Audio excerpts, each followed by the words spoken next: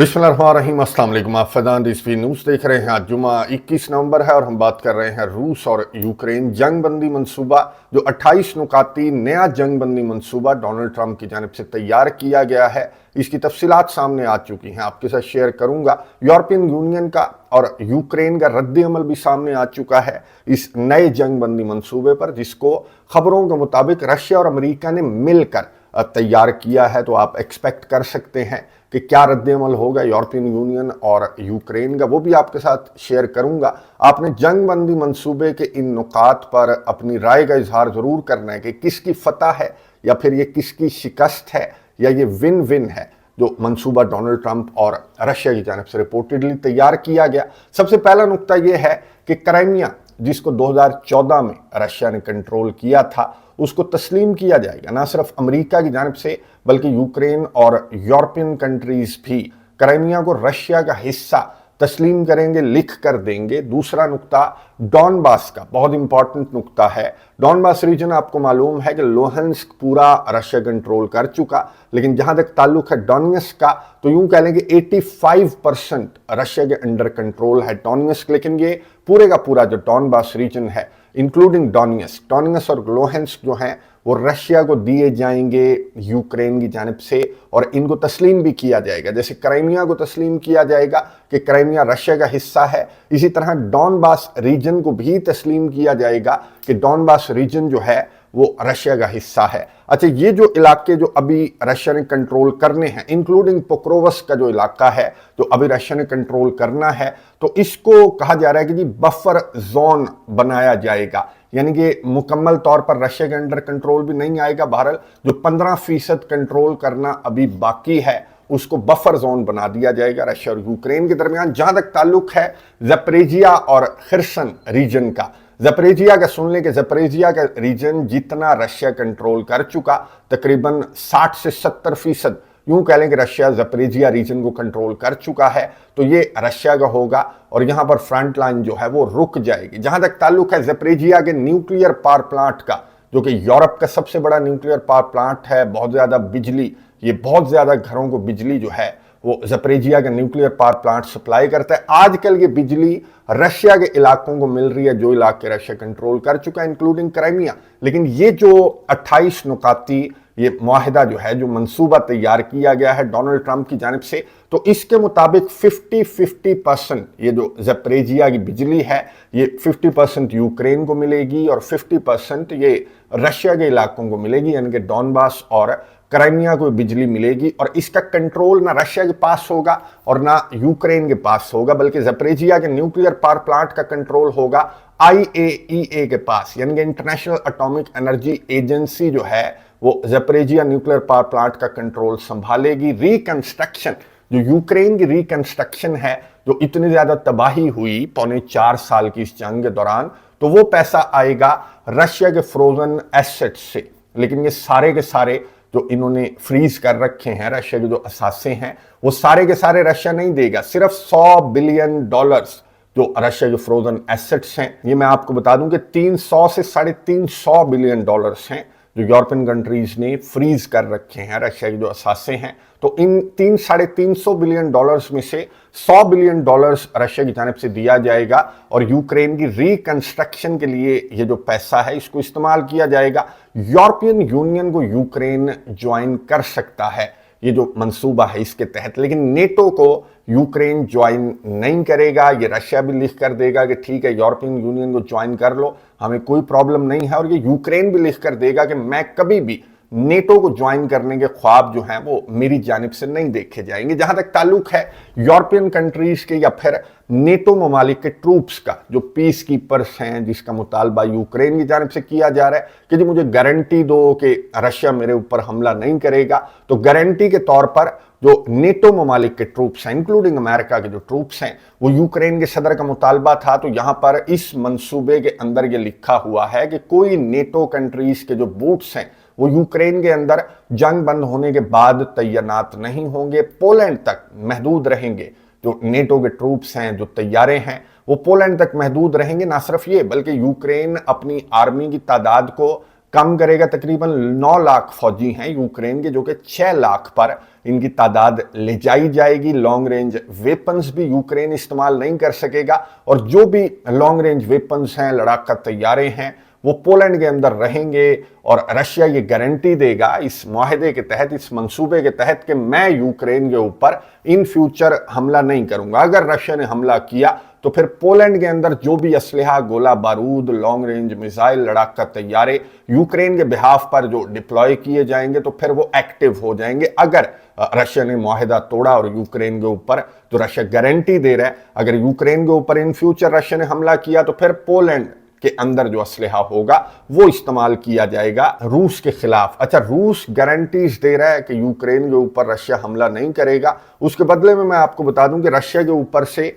तमाम की तमाम जो सैंक्शंस हैं, तकरीबन 10,000 से ज्यादा जो सैंक्शंस आयद की गई अमेरिका की जानिब से जो बाइडन के दौर में, और यूरोपियन यूनियन की जानिब से, तो वो तमाम की तमाम सैंक्शंस रशिया के ऊपर से हटा दी जाएंगी। और सबसे बड़ा जो पॉइंट इस माहदे के अंदर है, रशिया G8 जो G7 कंट्रीज हैं आजकल, ये आपको मालूम है कि 2014 से कबल ये G8 कंट्रीज हुआ करते थे, इसके अंदर रशिया भी हुआ करता था। लेकिन क्राइमिया वाली जंग के बाद रशिया को G8 से निकाल दिया था और ये G7 बन गया था। तो जो ग्रेट इकोनॉमीज हैं, इनमें रशिया की वापसी हो जाएगी इस जंगबंदी मंसूबे के तहत, जिसके पॉइंट्स मैंने आपके साथ शेयर किए, मोटे मोटे पॉइंट्स जो कि कंफर्म्ड हैं, जो कि सामने आ चुके हैं। अभी ऑफिशियली अमेरिका की जानिब से या रशिया की जानिब से इन पॉइंट्स को ऑफिशियली अनाउंस या जारी नहीं किया गया, लेकिन यूक्रेन के कुछ ऑफिशियल्स ने टेलीग्राम के ऊपर, अपने अकाउंट्स के ऊपर ये जो मुआहदा है इसकी कॉपी चिपका दी है। तो ये मैं आपको जो पॉइंट्स मैंने आपके साथ शेयर किए,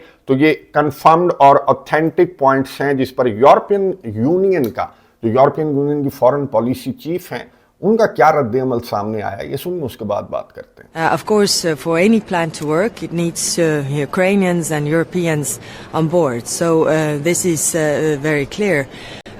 Also, we have to understand that in this war there is one aggressor and one victim, so we haven't heard of any concessions on the Russian side. I mean, if Russia really wanted peace, it could have, agreed to unconditional ceasefire already some time ago, whereas we see again over this night bombings of civilians. 93% of Russian targets have been civilian infrastructure. I mean, schools, hospitals, apartment buildings, to really kill a lot of people and cause as much suffering as possible.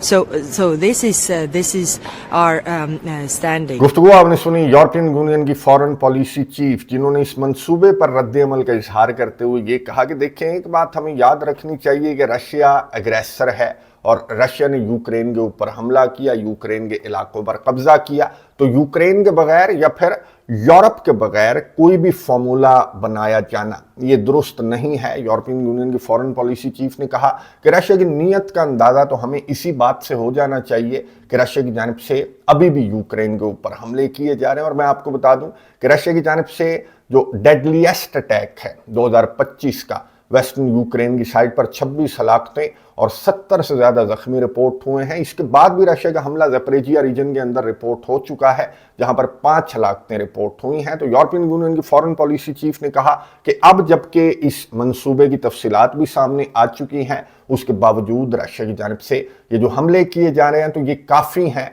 समझने के लिए कि Russia की नीयत क्या है। White house की तर्जमान Caroline से साहब की जानिब से यही सवाल पूछा गया कि जी ये तो पूरे का पूरा आपका टिल्ट जो है वो रशिया की जानिब नजर आ रहा है। इस मंसूबे को लेकर आपने सारे के सारे रशिया के मुतालबात और कुर्बानी सारी यूक्रेन की जानिब से दी जा रही है, तो ये आप इस पर किस तरह से रिएक्ट करेंगी? तो कैरोलाइन ने क्या जवाब दिया, ये सुनिए, उसके बाद बात करते हैं। Sure. Go ahead. On Ukraine, you said this is a good plan. So according to our sources, this proposal demands major concessions from Ukraine and doesn't demand much from Russia. So was Russia involved in drafting Your this? understanding is wrong. Have you read the full plan? You haven't. Sources says. Yes. So if you can give details, maybe. You've read reporting from one side of the war, and so I want you to understand that the administration has talked equally with both sides. You have seen President Trump engage directly with both President Putin and President Zelensky. Likewise, his national security team has as well. In fact, Special Envoy Witkoff and Secretary Rubio met with some of the Ukrainians just in the past week to discuss this very plan. And so just like you saw with respect to Israel and Gaza, we are hearing out both sides of this war to understand what can you commit to end the war. And that's ultimately how we are going to get to an agreeable solution. That's what the president has directed of his team. गुफ्तगू आपने सुनी white house की तर्जमान Caroline की, जिन्होंने सहाफ़ी के सवाल पर जवाब दिया कि आपने ये अमन मंसूबा पढ़ा नहीं है। जब आप पढ़ेंगी तो आपको अंदाजा होगा कि दोनों पार्टियों के फारे का मंसूबा है और दोनों पार्टियों यानी रशिया और यूक्रेन से कंसल्ट करने के बाद मार्को रूबियो ने भी और स्टीव विटकॉफ ने भी ये मंसूबा तैयार किया है। व्हाइट हाउस की तर्जमान ने ये सहाफ़ी के सवाल पर जो जवाब दिया, मैं आपको बता दूं कि गुज़िश्ता रोज़, ये मैं आपको वीडियो दिखा रहा हूं, अमेरिका के नुमाइंदे ने, अमेरिका के सेक्रेटरी आर्मी ने यूक्रेन के सदर को गुज़िश्ता रोज़ ये जो मंसूबा है इस पर ब्रीफ किया है, इस पर एतमाद में लिया है। यानी कि मंसूबा तैयार कर लेने के बाद ये मंसूबा अमेरिका और रशिया की जानिब से तैयार किया गया, और जिस तरह से कैरोलाइन कह रही थी कि यूक्रेन को भी एतमाद में लिया, यूरोप को भी एतमाद में लिया, तो इनको गुज़िश्ता रोज़ ये मंसूबा तैयार हो जाने के बाद एतमाद में लिया गया, यूक्रेन के सदर को भी और यूक्रेन की वज़ीर आज़म को भी। ये जो अमेरिका का नुमाइंदा था, सेक्रेटरी ऑफ आर्मी था, इसकी जानिब से ब्रीफ किया गया। यूक्रेन के सदर ने, ये आपको नजर आ रहा होगा कि यूक्रेन के सदर ने रशिया के हमलों के नक्शे इस नुमाइंदे को दिखाए और ये कहा कि जी रशिया के हमले तो जारी हैं, जो रशिया का सबसे बड़ा हमला है, डेडलीस्ट अटैक 2025 का, वो तो गुज़िश्ता रोज़ ही रिपोर्ट हुआ और यूक्रेन के सदर ने रशिया के हमलों का भी बताया अमेरिका के नुमाइंदे को। बहरहाल शुक्रिया अदा किया कि हम बहुत ज़्यादा मशकूर हैं डोनाल्ड ट्रंप के कि वो यूक्रेन के अमन के लिए इतने ज़्यादा फिक्रमंद हैं। अच्छा, इस मुलाकात के बाद यूक्रेन के सदर ने एक मुख्तसर सा लेकिन बड़ा तगड़ा वीडियो पैगाम जारी किया, 4 मिनट्स कुछ सेकंड्स का ये वीडियो पैगाम था, जिसमें यूक्रेन के सदर ने कहा कि देखें, यूक्रेन को तो अमन चाहिए और स्टार्ट ही से यूक्रेन अमेरिका को और अपने इत्तेहादियों को ये कह रहे हैं कि हमें अमन चाहिए, लेकिन हमें जस्ट पीस चाहिए। ऐसा अमन नहीं चाहिए कि तीसरी मरतबा रशिया यूक्रेन के ऊपर हमला करके फिर से जंग स्टार्ट कर दे। तो हमें ऐसा अमन चाहिए कि यूक्रेन जो है वो इस एग्रेसर से यूक्रेन की जान छूट जाए। यूक्रेन के सदर ने अमेरिका के सदर का शुक्रिया अदा करते हुए कहा कि मैं अमेरिका के साथ इस 28 नुकाती जंगबंदी मंसूबे पर काम करने के लिए तैयार हूं। आने वाले दिनों में मैं डोनाल्ड ट्रंप से टेलीफोन पर बात करूंगा और मैं अपनी टीम को भेजूंगा कि अमेरिका की टीम के साथ ये जो 28 नुकाती जंगबंदी मंसूबा है, इस पर अमल दरामद के लिए अमेरिका की टीम के साथ कंसल्ट करते रहें जो यूक्रेनी ऑफिशियल्स हैं। लेकिन यूक्रेन के सदर व्लादिमीर ज़ेलेंस्की के इस पैगाम का मतलब ये था कि कुछ अमेंडमेंट्स चाहता है यूक्रेन जो है वो इन 28 नुकात के अंदर कुछ तब्दीलियां चाहता है। यानी कि डोनाल्ड ट्रंप को नाराज भी नहीं करना चाह रहे थे यूक्रेन के सदर, लेकिन यूक्रेन के सदर, मैं आपको बता दूं, बल्कि यूक्रेन की नुमाइंदा ने अक़वाम मुत्तहिदा सलामती कौंसिल के इजलास को कुछ रेड लाइंस बताई हैं कि क्या तब्दीलियां यूक्रेन इस माहिदे के अंदर, इस मंसूबे के अंदर चाहता है। ये तब्दीलियां सुन लें, उसके बाद बात करते हैं। Ukraine has officially received from the American side a draft plan. We outlined the fundamental principles that matter to our people. We agree to work on the plan's provisions in a way that would bring about a just end of the war. In this context, allow me to make several critical points. First, while Ukraine stands ready to engage in meaningful negotiations to end this war, including at the leaders' level, our red lines are clear and unwavering. There will never be any recognition, formal or otherwise, of Ukrainian territory temporarily occupied by the Russian Federation as Russian. Our land is not for sale. Ukraine will not accept any limits on its right to self-defense or on the size and capabilities of our armed forces. Nor will we tolerate any infringement on our sovereignty, including our sovereign right to choose the alliances we want to join. Any genuine peace process must respect a fundamental principle: nothing about Ukraine without Ukraine, and nothing about Europe without Europe. And let me be equally clear, we will not reward the genocidal intent that underpins Russian aggression by undermining our identity, including our language. Second, support for Ukraine is indispensable. Peace requires strengthened security and sustained financial assistance to Ukraine. Reinforcing Ukraine's defense capabilities is not an escalation. It is the only path to compelling Russia to engage constructively in international peace efforts. In this regard, we express profound gratitude to all partners and allies. This support is an investment in the rules-based international order and global peace. Third, the Kremlin regime will not stop unless it is stopped through unyielding and concerted pressure. There is only one realistic path to ending this war. Russia must be compelled to retreat economically, politically, and militarily. गुफ्तगू आपने सुनी Ukraine की deputy permanent representative जो अक़वाम मुत्तहिदा सलामती council के अंदर हैं, उन्होंने भी यही बात की। उन्होंने कहा कि जी डोनाल्ड ट्रंप का मंसूबा, इस पर हम काम तो करेंगे, हमारे सदर ने भी कह दिया, लेकिन हमारी कुछ रेड लाइन्स हैं। अच्छा, रेड लाइन्स आपने सुन ली कि जो हमारे इलाके हैं, हमारी जो सरजमीन है वो फॉर सेल नहीं है, यानी कि हम रिकॉग्नाइज नहीं करेंगे, देने के लिए तैयार हैं। क्राइमिया तो रशिया का हिस्सा है, डॉनबास भी यूक्रेन देने के लिए तैयार है, लेकिन रिकॉग्नाइज नहीं करेगा। जाहिर है कि बहुत बड़ी बेइज्जती है कि रशिया ने इलाके भी कंट्रोल कर लिया और उसको रिकॉग्नाइज भी यूक्रेन की जानिब से, जो यूक्रेन की नुमाइंदा है, उन्होंने कहा कि हम रिकॉग्नाइज नहीं करेंगे। उसके अलावा जो हमारी आर्मी की तादाद को कम करने की बातें की जा रही हैं या फिर हमारे लॉन्ग रेंज मिसाइल्स को कम करने की बातें की जा रही हैं, तो हमें राइट टू सेल्फ डिफेंस है, यानी कि इस नुक्ते पर यूक्रेन कंप्रोमाइज नहीं करेगा। तीसरी बात जो यूक्रेन की नुमाइंदा की जानिब से की गई कि कोई भी अलायंस हो, चाहे वो नेटो का अलायंस हो, यूरोपियन यूनियन का अलायंस हो या फिर तीसरा चौथा कोई इत्तेहाद हो, वो यूक्रेन की मर्जी कि यूक्रेन ज्वाइन करे या ना करे। कोई अमेरिका या रशिया कौन होते हैं यूक्रेन के आगे एक रेड लाइन ड्रॉ करने वाले? यूक्रेन एक सॉवरन कंट्री है और यूक्रेन का अपना फैसला होगा कि यूक्रेन कौन से इत्तेहाद को ज्वाइन करे या ना करे, यानी कि नेटो के इत्तेहाद को ज्वाइन करने के ख्वाब देखना यूक्रेन जो है वो नहीं छोड़ना चाहता। इसके अलावा जो यूक्रेन की नुमाइंदा है, उनकी जानिब से कहा गया कि nothing about Ukraine without Ukraine, nothing about Europe without Europe, यानी कि यूक्रेन के बगैर यूक्रेन का फैसला करने वाले अमेरिका और रशिया कोई नहीं होते। अमेरिका और रशिया ने, मैंने आपको बताया कि मंसूबा जो है वो अमेरिका और रशिया की जानिब से तैयार किया गया है। और एक और चीज़ मैं आपको बता दूं कि इस मंसूबे के अंदर एक और नुक्ता यह है कि रूसी लैंग्वेज को यूक्रेन के अंदर ऑफिशियल लैंग्वेज का दर्जा दिया जाएगा। तो ये जो यूक्रेन की नुमाइंदा थी, इनकी जानिब से कहा गया कि भाई हमारी आइडेंटिटी हमारी लैंग्वेज है और कोई भी अपनी आइडेंटिटी हमारे मुल्क के ऊपर ज़बरदस्ती इस तरह से नहीं थोप सकता। यानी कि ये जो रेड लाइन्स मैंने आपको बता दी, इसका मतलब तो ये है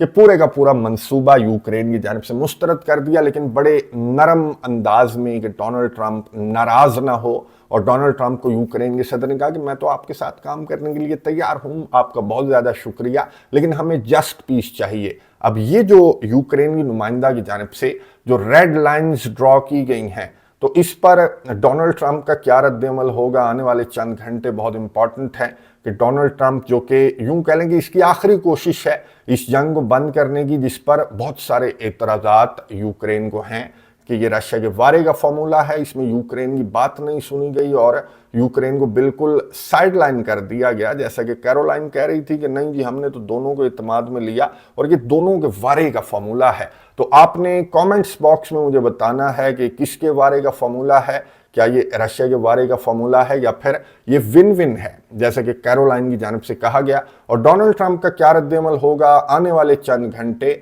हमें इंतजार करना पड़ेगा। डोनाल्ड ट्रंप के रिएक्शन को लेकर मैं नजर रखूंगा, आपको अपडेट्स दूंगा। अगली वीडियो तक के लिए इजाजत दीजिए, अल्लाह हाफिज।